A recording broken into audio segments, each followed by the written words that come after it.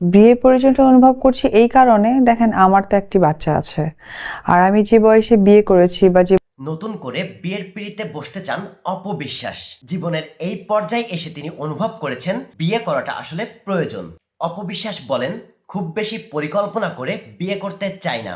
আমিও বিয়ের ব্যাপারটা ওইরকম পরিকল্পনা করেও করতেও চাই না, কিন্তু তিনি এখন বিয়ের প্রয়োজনটা ফিল করেছেন এই কারণে যে তার একটি বাচ্চা আছে এবং এভাবে একা একা বাকি জীবন কাটাতে পারবেন না, তার একটা সেটেল লাইফ প্রয়োজন।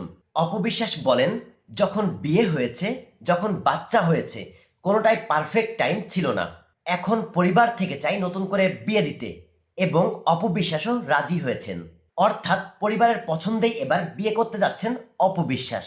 অপবিশ্বাস আরও জানান, শাকিব খানের সাথে যখন তার বিয়ে হয় তখন খুব একটা চেনা জানা ছিল না, মাত্র একটা সিনেমা করেছিলেন তারা। খুব অল্প বয়সে ইমোশনাল হয়ে এমন ডিসিশন নিয়েছিলেন তিনি, যা এখন ভুল সিদ্ধান্তই মনে করছেন অপবিশ্বাস।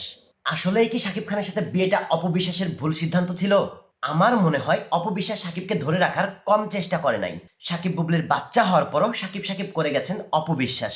শাকিব খান অপবিশ্বাসেরও সেটা প্রমাণ করার জন্য দিনের পর দিন বুবলির সাথে নানা কন্ট্রোভার্সিতে জড়িয়েছেন তিনি। ফাইনালি আবারও মা হতে চলেছেন বুবলি, এমন নিউজ যখন সামাজিক যোগাযোগ মাধ্যমে ভাইরাল, ঠিক তারপরেই শাকিব থেকে মুখ ফিরিয়ে নিছেন অপবিশ্বাস। একেবারে চুপ হয়ে যান তিনি। শাকিবকে নিয়ে কোনো প্রশ্ন করলেও সেটা অ্যাভয়েড করে যান অপবিশ্বাস। এখন আবার বিয়ের সিদ্ধান্তই নিয়ে নিলেন, তার মানে শাকিব অপু অধ্যায়ের সমাপ্তি। তো দর্শক, অপবিশ্বাসী যে আবারও বিয়ের সিদ্ধান্ত নিচ্ছেন, এটা আপনার কেমন মনে হয়েছে? একটা সেটেল লাইফের আশাই আবারও বিয়ে করার সিদ্ধান্ত নিলেন অপবিশ্বাস। তো আপনার কি মনে হয়, বিয়ে করা উচিত নাকি না? কমেন্ট করে জানাবেন। ভিডিওটি ভালো লাগলে লাইক করবেন, আর বিনোদন জগতের যে কোনো আপডেট নিউজ পেতে চ্যানেলটি সাবস্ক্রাইব করে পাশেই থাকবেন। ধন্যবাদ।